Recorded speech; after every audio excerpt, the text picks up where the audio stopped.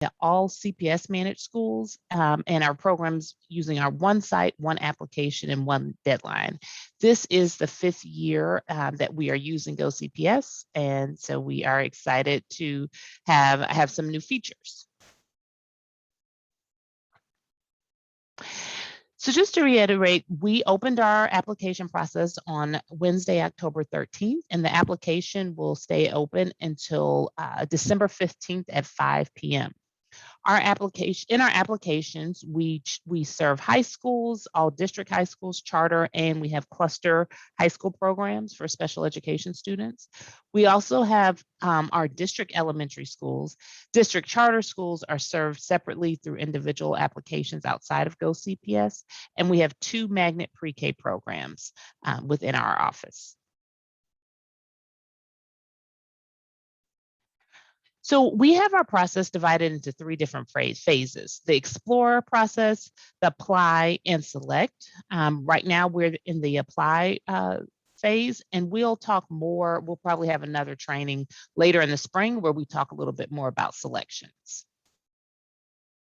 So what are the next steps?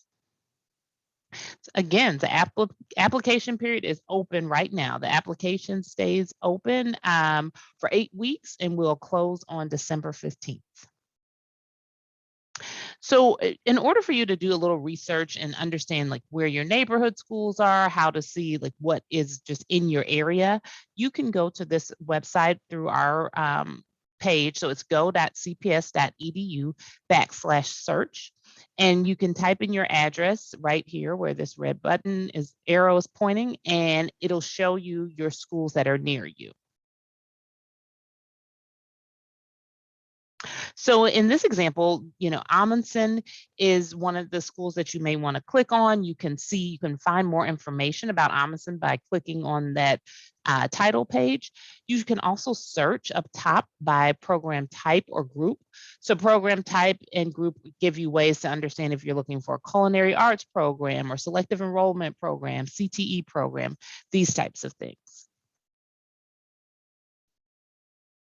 And then, for example, where I mentioned where you could click on Amundsen, when you click here, you can see if you click on the admissions tab, you can have more information about the selection process, the number of applicants that we had in the previous year for the programs, and the number of offers that we put out. So you have an idea of how hard that it might be to get into the school and understand just more about what the process is for selection.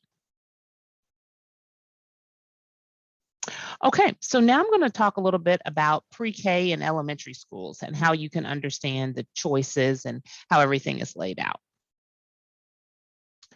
So CPS magnet preschool programs, as I mentioned, there are only 2, Drummond and Suter. Last year, Inter-American was on our application, but that's now with Chicago Early Learning, and it's on a different timeline. Students are selected based on a computerized lottery, and applications are submitted before your child enrolls. So you submit now for the fall of 2022. And the application process for all other schools is managed by the City of Chicago, Chicago Early Learning.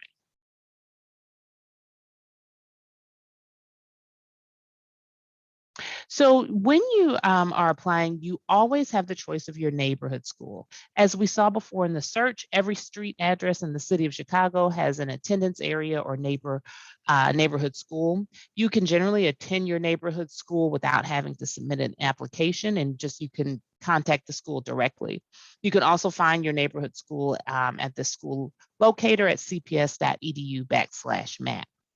For everything else, you will have to submit an application through GoCPS, and we have a variety of options for you to be able to enroll. So these are the types of schools for elementary options that you have. So there are choice schools, which are your magnet schools, your magnet cluster, and open enrollment. And I'll talk a little bit more about what each of those are in the next slides. You can select up to 20 of those schools, and those are filled by computerized lottery. Then you have our selective enrollment schools, which includes the academic centers for 7th and 8th graders, classical, regional gifted, and regional gifted schools for ELs. I'll talk about those as well. You can select up to 6 schools in each of those categories. And then charter schools. These are our elementary schools that are run independently by charters, and those are managed directly by each school. They are not managed through GoCPS. So the magnet schools and magnet cluster, the difference in these is that it's really, they're all specialized. The magnet schools do not have a neighborhood attendance boundary in most cases, whereas the magnets do. And then the magnet schools also provide transportation between 1 and 6 miles, and the magnet cluster schools do not. Open enrollment schools don't specialize in one area. They do have a neighborhood attendance boundary, and if you're outside of that boundary, you must apply. We do not provide transportation. For our selective enrollment school types, we have academic centers, which I mentioned are for grades 7 and 8 only, and they're housed within existing high schools. Classical schools really focus on an accelerated program in literature and math, world language, and the humanities, whereas regional gifted programs really emphasize thinking, reasoning, and problem solving. And then our regional gifted center for ELs is similar to the general ed regional gifted, but the primary language is Polish or Spanish. For the eligibility for academic centers, you have to have a minimum of a GPA of 2.5, and there's also an admissions exam. This is the same for classical schools and regional gifted, where their GPA is 3.0 minimum, and you have to have an admissions exam. And for the regional gifted centers for ELs, it's no lower than a B in your final grades in reading and math from the previous school. For academic centers, it's the selection based on points for a total of 600, including the grades and admissions exam. And then for the classical and regional gifted, it's just based on the scores from the admissions exams. Students with the IEP, the GPA requirements are the same for the general education population. And the selection process for those applying at the entry level takes into account the socioeconomic tiers the same way we do in high school. So how it works, when you apply, as I mentioned, you definitely have your neighborhood seat. Then you can apply up to 20 of the choice schools. And so in this example, the choice schools that the person is selected are all in red, and then you're waitlisted for any other ones. And then for selective enrollment schools, as we mentioned, you can select up to 1 for each of these types of schools. So the academic center they selected, the classical gifted, regional gifted, and then an international gifted. So now we'll switch over to applying for high school. It is not the exact same, it's quite similar, but we'll go into it right now. So again, students are guaranteed the seat in the general education program in their neighborhood, and they do not have to apply to attend. And so if you're interested in your neighborhood program, we want you to add it to your application in the preference order of where you want it to be. So if it's like your 5th choice, put it down there. So there are several hundreds of high school program options that were created for all, to meet academic needs across the board. So we have choice programs, which includes your neighborhood school, magnets, CTE programs, military, IB, charter schools. And one thing that I'll note here is that last year with the pandemic, we waived the IB info session requirement, and we're waiving that as well. It says someone can't hear me. Rohini, can you hear me? Okay, so I think that might be an individual issue, just making sure. So for IB programs, we do not have info sessions as a requirement. Military schools also have a grit survey and an essay. And then charter schools are choice programs as well.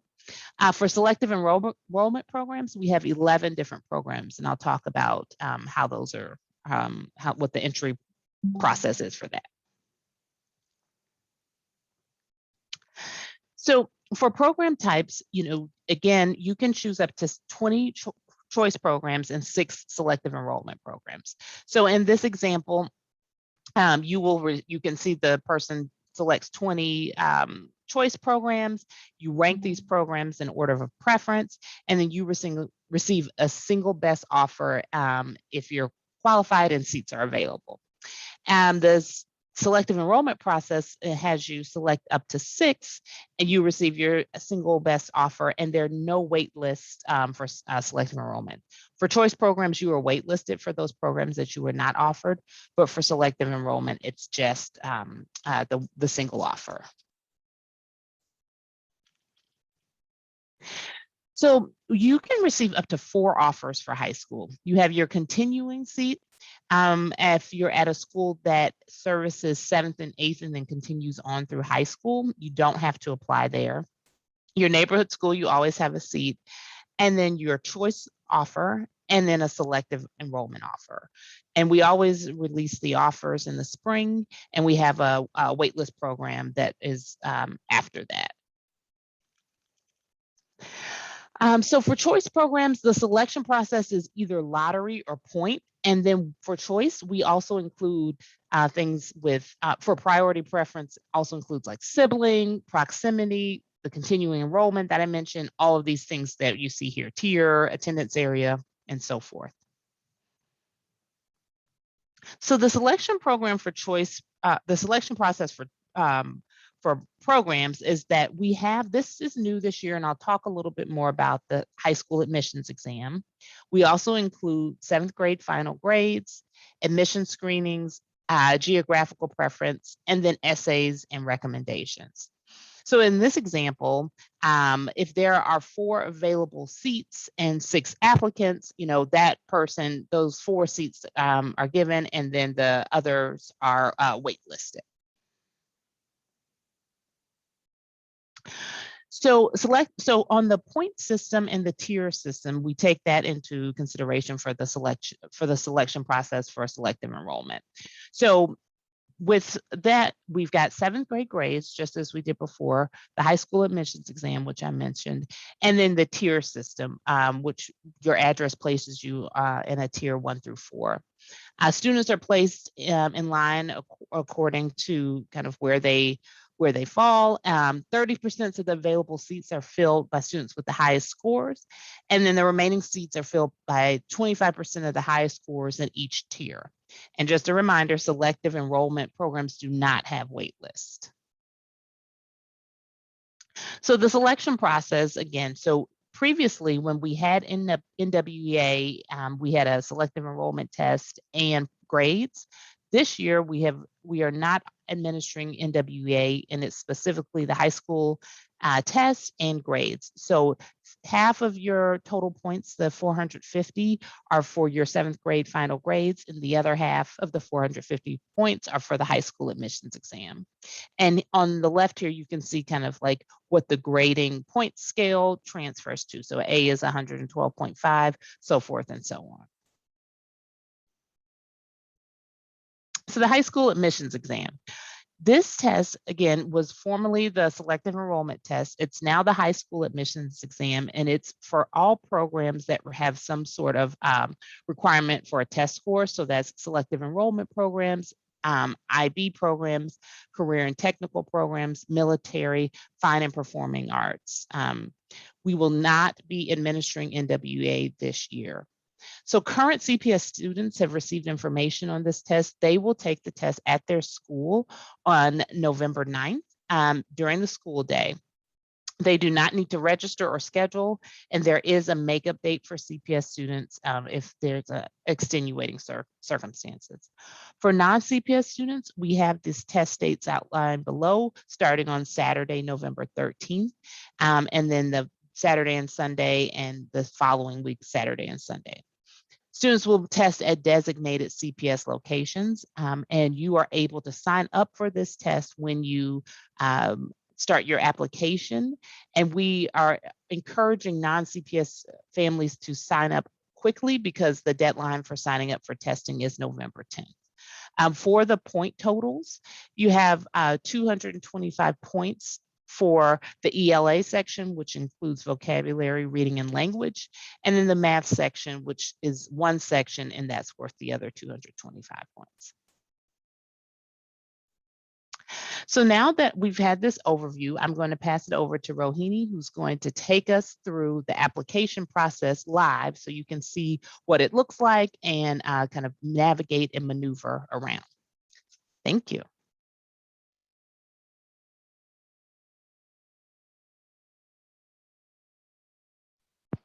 Okay, thanks a lot, Thais.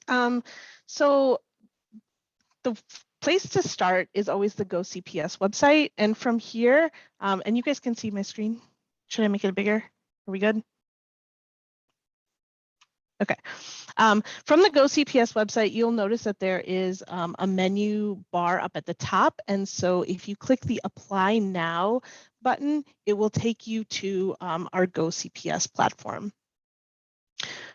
Once you get to the login screen, you will need to create an account the first time that you come to the screen. Regardless of whether you had a GoCPS account in the past, our vendor has upgraded all of their systems, and so none of those accounts that were existing last year exist now. So everyone, regardless, needs to start by creating an account.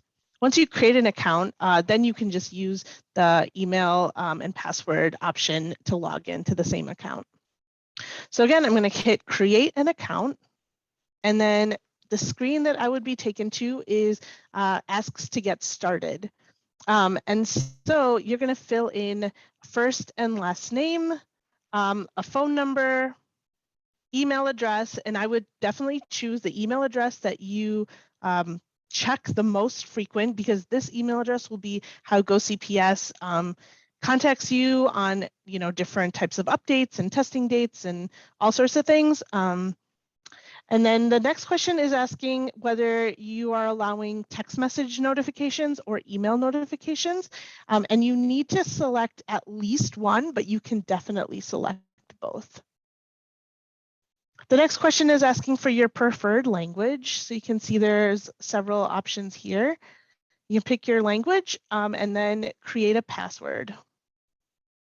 You will notice that there are a few like mandatory things when you create your password. So it must have lower uppercase letters and numbers and at least one special character.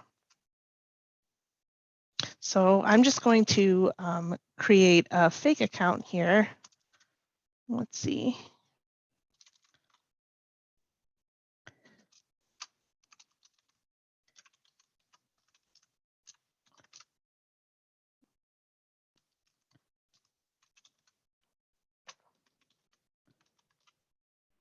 Okay.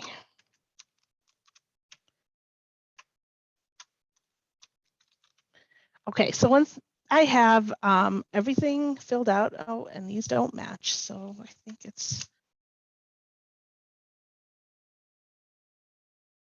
that should be fine. Okay, I'm going to go ahead and hit create account. Okay, so once you get into the GoCPS account here, you'll notice that it'll say welcome and the name of the parent or guardian that just created the account at the top. And the very first thing that you're going to do is you need to add students to this guardian's account. You can add as many students as you need to. So in order to add a student, oh, and before I get started with this, let me just say, if you do need to change the language here, if you go up to this little arrow here, you can bring this down and change the entire page to whatever language you would need it to be in. So that could help some of our Spanish-speaking families. Okay, and you can always get back to this page by hitting the dashboard icon here up at the top. So I'm going to go ahead and add a student by hitting the Get Started button, and then I will be taken to this screen here. So the very first thing that we need to know is whether your student has a CPS ID or not. And so if your student has a CPS ID, regardless of whether they are a current CPS student or not, if they were in CPS at one point and now are in private school, or have a CPS ID due to IEPs or anything like that, if the CPS ID exists for your Si child, esa ID todavía existe, fill out these 4 fields. These 4 fields need to match exactly what is in Aspen in order for it to link to the proper account. So if your name is misspelled on the Aspen account, you would have to misspell it here just to link them, and then we can work on getting the name corrected. If you have hyphens or apostrophes or any type of special character, those also would need to be added into the name fields. If your child has never had a CPS ID, you can go ahead and hit no, and you'll see that those 4 questions disappear because we're going to need to get all of that information from you. So since I don't have a CPS ID, I'm just going to hit no and click the I agree button, and then I'm going to continue on to the application. The button is down here at the bottom. So now I am actually taken to the application. And so if you successfully put in your child's CPS ID, first and last name, and their date of birth, you'll notice that several of these fields will already be pre-populated. So it is really important for you to go through and put your CPS ID in, because what that ends up happening is making a duplicate account. Your your student's account actually already exists within our system if you have a CPS ID. And so you're just basically catching that CPS ID and saying this kid belongs to me. And so if you go through and say no, and you create a whole nother account, well, now we have duplicate accounts that actually take quite a bit of effort to merge. So as you go through the application, I'm not going to go through all of the steps here, but as you go through the application, you'll notice that the steps of the application are also here on the left-hand side of the screen. Once you go to a step, you'll see that a little orange circle will show up for any steps that you have not been completed, and a little green check mark will come for any steps that you have completed. You can navigate back to any of these steps that you need to go to in whatever order you need by clicking the names here on the left side of the screen, but you can only do that for either the ones that have an orange or a green check mark. So right now, since I'm on the very first step, I cannot go to any of these steps. One thing I do want to caution all families about is this button here that looks like a back button. This is a dangerous button. This button will actually take you back to the very first screen that's asking for your CPS ID, name, and birthday. And so regardless of whether you've already put it in or not, it will take you back to that screen and ask you to do it again. So, I mean, you can do it again and you'll get right back into the application where you left off, but you will have to put all that information in again. So just be careful. If you do need to navigate through the steps, we suggest that you use the menu here on the left side of the screen. I think I saw in the chat where the programs would be, and that would be in step 6 would be where you actually go through and pick the programs that you want to add to your application. And then in step 7, this is where you would rank the ones that you have selected. And remember, choice elementary schools are not ranked. So if you only pick choice elementary schools, you will not see anything in the rank choices step. But if you pick anything else, you will be asked to rank those. Okay, so I'm going to take us back to our PowerPoint. And I think we went through all of this. Okay, Thais, you want me to keep going? Yes, please. I'm in the chat. Yes. No problem. Okay, so we are in the October 27th training right now, and we are going to be holding 2 more additional family trainings.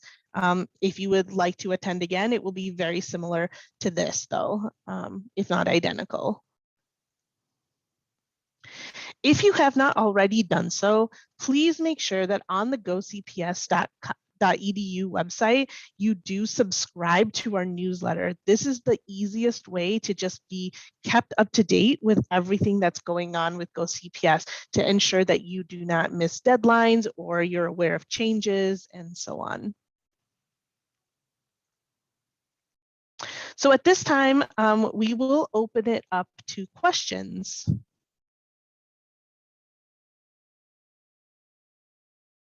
So maybe Megan, Janelle, or Thais, if you guys want to let me know what any of the questions are, and we can. Yeah, I'm wondering if someone from the FACE team can help with whether or not this will be recorded. I mean, this presentation will be provided. We got a lot of questions about that, but I wasn't sure how that will be provided to families.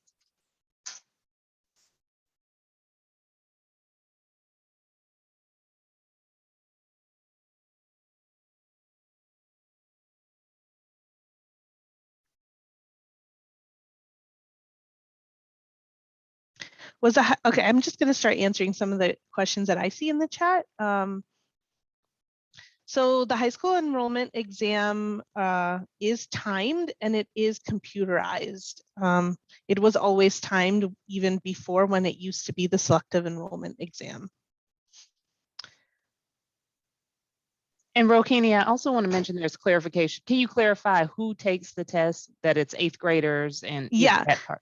Right, yeah. So all 8th graders that are currently in a CPS school will take this exam on November 9th. This exam is not only used for selective enrollment schools. This same exam is being used for any school that had an NWA requirement in the past. So I think Thais, when she went through the list, it was like IB programs, several CTE programs, military programs. Like the list of schools that require an exam score is quite long. And so it is in the best interest to take the exam just so that you aren't then pigeonholed in, I only have like these small amount of schools that I can apply to. And we have a lot of questions in the chat, and more so than in the Q&A. So I'm trying to, but it's like I'm trying to keep up. Do you guys see any trends that I should hit? It's hard for me to even tell. So one person is saying, can both parents sign up and GoCPS for a single student? Yeah. So una actually, de las preguntas que están haciendo. Oh. Sorry, guys, I was doing the interpretation, but I just wanted to hang over here just so that we can help you do some of the questions that are in Spanish, because I don't know if anybody in your team is answering those. Yeah, no one on our team is Okay, those. so as you're saying some of those questions, I think we need to, since we don't have the interpreter, go back and forward you and I. When you say it, then I'll say it in Spanish in the same channel. So sorry, guys, just because we don't have enough people. Okay, so what's a CTE school is the career and technical education. So those are your like engineering programs, your legal programs, your culinary arts programs. So several of those. There's a lot of options in CTE. So another question So if you guys give me 1 second to translate. Sorry, Bernice. That's okay. Or tell me when you're ready. Yeah, no problem. Saraí or Lourdes, can I ask you guys to go into the Spanish? Let's do this and see if we can do this in a better way. Go into the Spanish channel and do the interpretation so I can read out the questions in Spanish and answer them in this channel. And then we don't have to hear my voice in Spanish. Wait, so you want us to do what? I'm sorry. No, I'm asking my team. Don't worry. Hold on. Okay. Give me 1 second. So Saraí, if either you or Lourdes can get on the Spanish channel and do the interpretation so I can answer the questions in the chat, because I can't do interpretation and answer questions or voice them over to the team. Of course, let me put Lourdes over there now. Just give me 1 second. Okay. Sorry, guys, technical difficulties. Parents, thank you so much as we're trying to figure out the Spanish interpretation. And maybe this would give us a pause for the team to look at some of those questions and group them together to answer that. So give us a second, parents. I know you guys have a lot of questions. And I will look at the Q&A team. And if you guys want to look at the chat, that way there's two people looking at stuff. And then when there's Spanish, I'll take a look at that. And Sarai, let me know when Lourdes is ready so we can start again. Yep, she's in the Spanish channel now. We're gonna do a test and we can get started. Okay, great. Thank you so much, parents, for your patience. We're just trying to make sure everybody is on the same page and we're able to provide information to everyone. Thank you. All right. So para las personas en español, Lourdes va a comenzar a hacer interpretación para yo poderlas leer sus preguntas que están escribiendo al español y traducirlas al inglés para las personas que están dándonos la presentación. Ok, muchísimas gracias. Okay, I think team, you guys can continue doing the presentation or answering questions and I'll voice over any Spanish ones that we have. Okay, great. Thanks, Bernice. Okay, so one of the questions I think we got a lot of are about sibling preferences. Sibling preferences are given to several schools on the choice side of both elementary and high school. The way sibling preference works is if you have a student that will be enrolled during the 22-23 school year at that particular school that you were applying to, you can add that student onto your application so that your applicant will then be, will get a sibling preference, meaning they'll be in a line ahead of the general population. Bernice, am I waiting for you to translate? No, nope. Oh, okay. You're good to go. Okay, and then let's see. Rohini, there are a lot of questions about the test and like how that happens at the school. Are teachers preparing them? Is there a unified time? Will the sections be broken up? And so I'm just going to jump in and answer some of that. Like, so our office is, so if you have more direct questions about the test and administration, if you're tiene más preguntas acerca del examen, the Office of Student Assessment, our office puede is mandar not email that portion. la oficina de Procurement, what the prep is like or what the times of day are and all of that. We are able to coordinate and tell you the day. Tienen que saber el tiempo y pueden coordinar lo que estén haciendo durante el fin de semana. And so that's just where we are with that. And then there's also been some questions about También se tienen preguntas de las opciones any preference or anything that happens. y alguna preferencia que tengan. Sure, sorry. Sorry, guys. We do have a question in Spanish, but she's asking about credentials. So, señora Stephanie, si puede poner qué significa eso para yo hacer la pregunta en inglés. Go ahead. I just asked the parent something else to clarify her question, so go for it.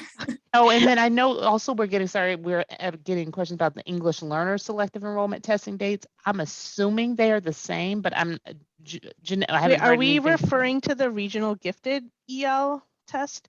Because then you would just schedule that in your application. Dice, en cada aplicación han hecho un horario para que hagan el examen de las escuelas selectivas.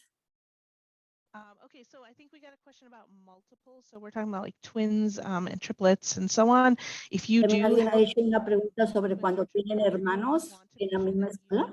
Put both of their information on the multiple step, and what that does Deben is de que tener, si hay un link donde dice que los hermanos pueden ir directamente, pero tienen que poner que si tienen estudiantes en esa misma escuela. One twin gets in, the other twin's automatically going to get in. It just means that if one twin gets an offer, the other twin would be next in line to get the offer. Pero no quiere decir que sí, porque son hermanos, van a ir a la misma escuela, o tienen, a uno lo aceptan y el otro lo ponen tal vez en lista de espera porque depende de super helpful. Yeah. So we have a parent who's asking, they already did the application, they ranked the choice, right? Alguien hizo una pregunta que ya hicieron la aplicación de high school, solamente está esperando para el examen, el resultado del examen de la selección. Let's see. Pregunta que si ese es para la high school, sí. She does not say. So Maria, if you can say, is this for high school, for elementary? And then we can go from there. Okay, so for high school, if you've already completed the application, si ustedes ya completaron la aplicación y hicieron el examen, on November 9th, if they're a current CPS kid, and eventually that grade will then be en noviembre van a mandar.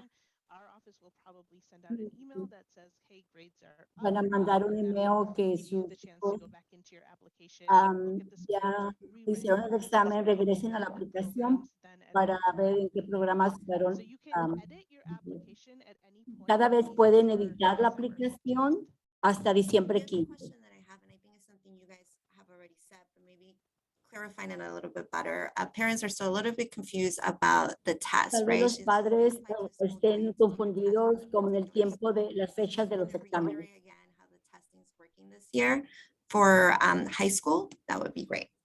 Yeah, so let's see. The best way I would say is if you go to the school profile pages that we showed you, and let me just find one like okay, Alcott. No, that's not a good one. Let me do one of the high schools. Okay, Alcott High School. So if you click the name and it takes you to the school profile page, you guys can still see my screen? Okay. The best way to know whether that particular program requires testing is to go then to the admissions tab for the particular school you are interested in. And as you scroll down, you'll notice that there could be in the selections tab, there's a high school admission exam minimum. So for the general education programs, there's usually none for most schools. But as you scroll down, they also have a pre-engineering program. And for that, for this one, it also happens to be none. But if there was an exam score needed, those scores would be here. But the exam that they're taking is the exam. It's one exam, the one for It's November 9th. one exam, and it's the same for every high school program, regardless of whether it's choice or selective enrollment. Okay, so just to clarify, because I know parents are super confused because before it was a little bit different. So your children who are in 8th grade right now, right, are going to take the exam. All the 8th graders are going to take this exam on November 9th. And this is for all the schools that require testing, correct? Do I have that right? Yeah, it'll Okay. be for every school Awesome. that has any type of so here's one. The IB program at Elmanson has a 24 minimum for reading and a 24 minimum for math. Great. Thank you. And for then that. also for this one particularly, you also have to have the GPA. Another question that I have from parents is there any consideration on grades because of COVID, right? If the question is, if you see the grades for the student throughout the student's career, fantastic grades, maybe not so great at 7th grade, because of issues of COVID and how we were doing stuff. Is there any consideration on that when it comes to the application process? So we are taking the grades, the final grades from the previous year. So for our 8th grade, or sorry, our 9th grade applicants, that would be your final grades from your 7th grade year. That is something that our department does not decide. It has been told to us and we just execute that. So unfortunately, that is the way it is. Thank you, Honey, for that. I appreciate that. The other question that we have, there's several questions on the Q&A about this, is the tier system and the points. Can you explain that a little bit for them? Yeah, sure. So for any program that that takes tiers into consideration, you could go to the school locator, put your home address into the search bar, and it should tell you then what tier you are. So then how the tiers actually work is students are all put in point order from the highest points to the lowest points in a line. 30% of the top points are then automatically given a seat in the selective enrollment program. The remaining 70% of students are then divided into lines within their tier. And then 25% of each of those tiers would then be given an offer. Awesome. The other question that we have is about testing. Are all the test dates only for this year? I'm assuming 2021, or are there going to be dates available for next year, early next year, 2022, for K through 8th? Yeah, so my suggestion would be if you see a test date, I would take it. Test dates I think are going to be quite limited, and we are probably not going to go into March, April like we did last year. We made a lot of concessions because of the pandemic. but right now there are test dates available, and as those fill up, we will add more dates, but I would definitely take the dates that you see now, because if you want a date later and they're not available, there's nothing that we can do for you at that time. Can you Alright, also touch on, Rohini, one of the main questions is about when scores will be received and when we'll know before the December 15th deadline and the ability to re-rank. Yeah, so for the high school admissions exam, you will receive your score before the application closes. At that time, you can go back into at any point before December 15th, you can go back into the application just using your login, click into your application, go to whatever step you want. You could add programs, you can remove programs, and you can also re-rank programs at that time.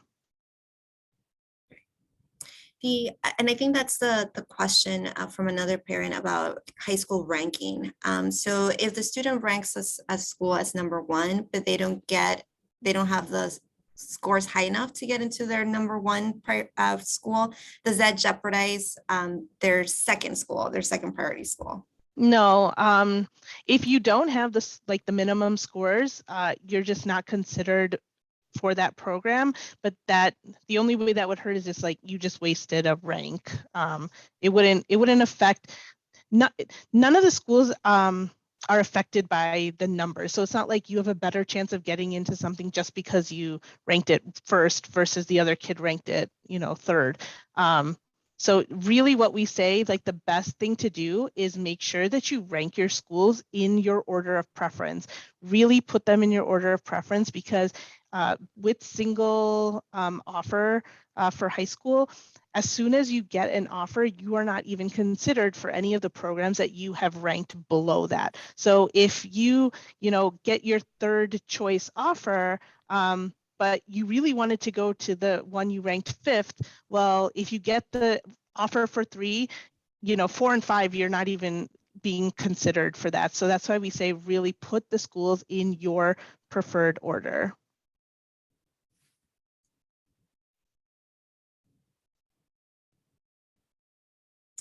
Let's see if there's more questions we can answer.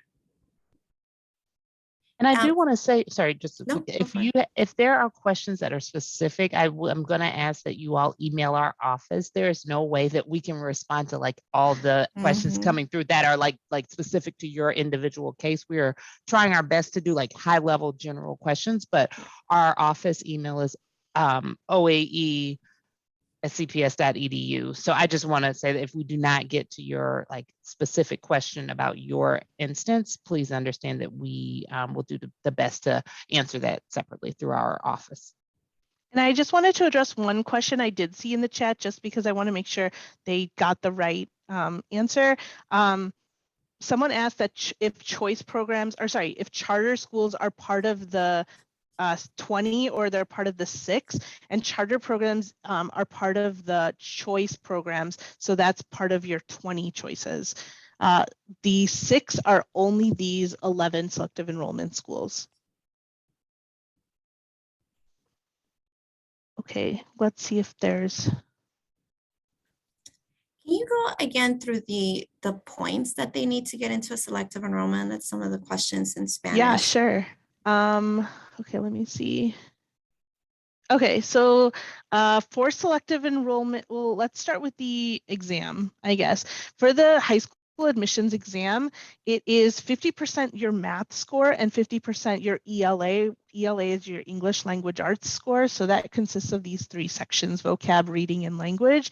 So these 2 sections together equal the 450 points that are given for this high school admissions exam. If you're looking to get into a selective enrollment school, selective enrollment is based out of 900 points. This previously was 300, 300, 300 for the selective enrollment exam, NWEA scores, and grades. When we got rid of NWEA, we kept the 900 total, and so that's where we get 450 points for grades, 450 points that you got on that exam. So here you can see the breakdown of how much each of your grades are, and this is for only your 4 core subjects. So we're talking reading, math, science, and social studies. Those are the grades that we're looking for. And again, those for high school, it would be your 7th grade final grades. Awesome. Thank you for that. I know you have a question you mentioned for them to email. If you guys could put that email on the chat, I think it would be helpful. I have a mom, Angelica, that's having some issues. I think they're coming from a Catholic school, so maybe that's a separate conversation. Yeah, So, and the email's on the screen here too. Awesome. Angélica, la pregunta que hizo aquí, que está hablando de la escuela católica, mande un correo electrónico a lo que ve en pantalla para que ellos le puedan contestar individualmente a lo que usted me está preguntando. ¿Ok? Thanks, guys. Oh, and just to be clear, because I see that all 3 of our team members put the oae@cps.edu email address, both the OAE and GoCPS go to the same place. So you can actually use either or. One question also, and maybe when you clarified that, like, I think there's some confusion around the academic center testing versus the high school admissions test. Like, can we just clarify about how you sign up for both? Right. So if you're trying to take the academic center exam, that is not the same as the high school admissions exam. That's basically your regional gifted test. The academic center test is the regional gifted test for 7th grade or 8th grade students, depending on whatever year you are applying for. You will sign up for that test in the application itself. So after you rank all of your programs, there's actually a step that will ask you to schedule any events that need to be scheduled depending on the choices that you made. Regardless of whether you're CPS or non-CPS, you will schedule your academic center tests within the application. Now, for the high school admissions exam, this is where it's different. If you are a current CPS student, then you will take the exam on November 9th at your school. You do not need to sign up for it. You don't need to schedule it. You don't need to do anything. Your kid is in school. They're going to take the test. If you are a non-CPS student, that's where we were asking you guys to actually schedule that exam in the application as well. And I think I have the dates somewhere here. No, oh, here. So November 13th, 14th, the 20th, and the 21st. Those are the only 4 dates that this exam is going to be offered for non-CPS students. And the deadline to sign up for this exam for non-CPS students is November 10th. So if you're interested in any of those types of programs, selective enrollment, IB, CTE, military, fine and performing arts, there's, I would say majority of the programs would need this test. So if you're a non-CPS student, make sure that you do sign up before November 10th, and you'll do that in the application in that event scheduling step. And that's for non-CPS students. That's for non-CPS. For CPS students, you don't have to do anything. On November 9th, your kid will take the test. Great, thank you. The other question that some of the parents are asking is for the regional gifted centers. Where can they, when they apply, would they get like the dates and for the testing, or where would they get that information? Yeah, so again, that's going to be in the application. So after you finish ranking, you'll get to a screen, and I would have to create a whole, go through the entire application in order to show that to you. But basically, you'll get to a screen that will ask you to schedule your event. It will say, okay, regional gifted test, here's all the days that it's offered, here's all the times that it's offered at these locations. It'll tell you all of that, and you will then just pick the one that you want. And then prior to the exam, you will get an email from our team with a testing ticket.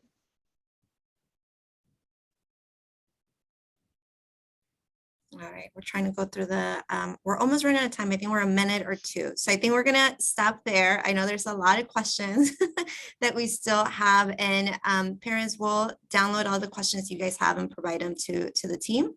And maybe we can put a Q&A together, an email to everybody that was here. So we'll try to work on something like that perhaps. But to end our session, I know there's a lot of questions we weren't answered, but for the team that's here, and thank you to the team that's answering questions in the chat and the Q&A. You guys are amazing. My goodness, thank you so much. But from both of you guys that presented today, tell us, a lot of information, right, that you guys provided. There's a lot of changes. What is, from each of you guys, what is the 1 or 2 things that you want parents to leave with today? The most important one or two things that you want them to Yeah, retain? I think one is understanding the high school admissions test and understanding that you take that, everyone takes it regardless of selective enrollment, IB, any of those things, and that it will be at your school if you're CPS, and on the weekends if you're not, that is a computerized test, and it is not adaptive like in WEA. And it's just really about your aptitude. There's not a prep course or any pre-learning that needs to happen. It's just based on your school experience.